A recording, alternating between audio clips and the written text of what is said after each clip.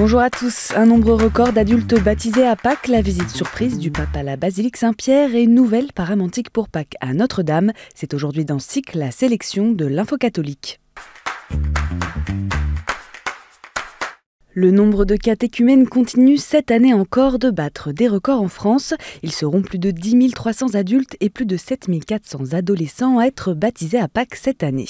Des chiffres en hausse constante depuis 2022, selon les résultats de l'enquête annuelle sur le catéchuménat menée par la Conférence des évêques de France et publiée jeudi. Chez les adultes, pour la première fois, les catéchumènes âgés de 18 à 25 ans seront légèrement plus nombreux que ceux de la tranche 26-40 ans, habituellement majoritaire. Les profils sont divers, 3/4 d'entre eux habitent en zone urbaine et 3 catéchumènes sur 5 sont des femmes. 27% des futurs baptisés sont encore étudiants, soit 4 points de plus que l'an passé. 36% travaillent comme ouvriers, techniciens ou employés. 13% sont enseignants ou cadres et 8% exercent une profession libérale. L'enquête met aussi en lumière la hausse des demandes de confirmation à l'âge adulte. En 2024, ils ont été plus de 9 000 à recevoir ce sacrement, soit plus du double qu'en 2022. Des chiffres qui ne compensent cependant pas la chute en France des baptêmes de petits-enfants. En 2024, seul un bébé sur 3 a été baptisé.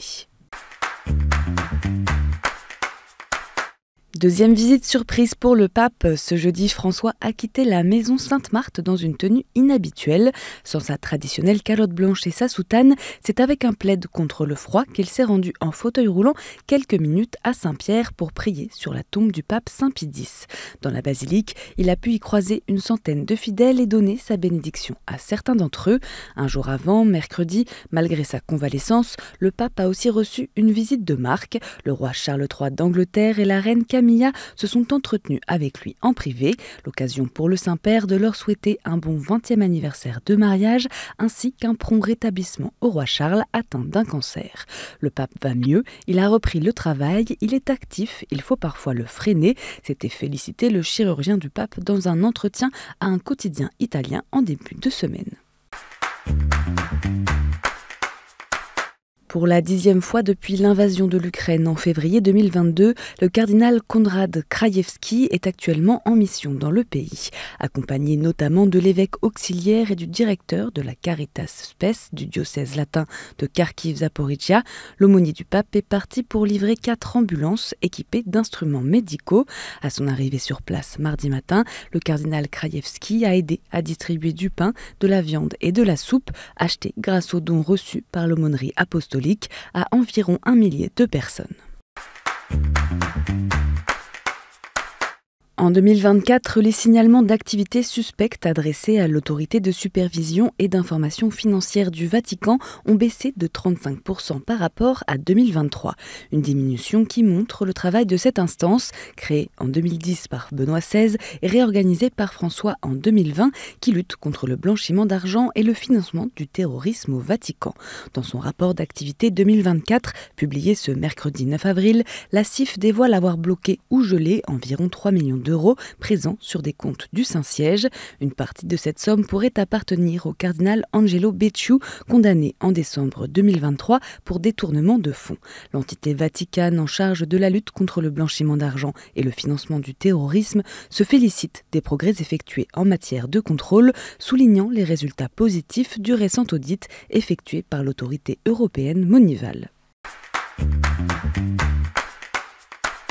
Les habits liturgiques qui seront portés pour les célébrations de Pâques à Notre-Dame de Paris ont été présentés ce jeudi. Fruit du travail d'élèves du lycée professionnel Albert Demain avec l'atelier Ecamode, le projet de création de cet ensemble de paramantiques a été porté par des jeunes âgés de 15 à 23 ans. Au total, une quarantaine de pièces a été imaginée pour l'archevêque de Paris, les prêtres et les diacres. Chapes, mitres, chasubles, étoles ou bien encore dalmatiques comportent toutes des croix stylisées représentant des éclats de lumière, une façon de symboliser l'espérance et la lumière de la résurrection dans un style sobre et moderne, a expliqué Caroline Morizot, pilote du projet dans le journal Paris Notre-Dame. Cet ensemble sera porté lors de la vigile pascale du 19 avril à la cathédrale Notre-Dame, ainsi que pour les 3 célébrations de Pâques le dimanche.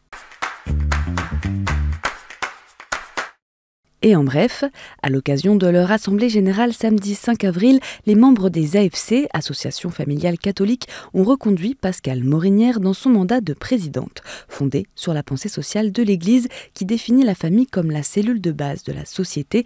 Les AFC comptent 50 000 familles adhérentes réparties sur l'ensemble du territoire français, y compris outre-mer. Ce vendredi, lors du Festival du Livre de Paris au Grand Palais, le 40e prix de la littérature religieuse a été remis à Dompierre Doat pour son livre Le Roman des Anges, via son éditeur aux éditions Salvator. Le recteur du sanctuaire du Mont-Saint-Michel y fait dialoguer Antoine, tout juste monté au ciel, avec Elimelech, son ange gardien.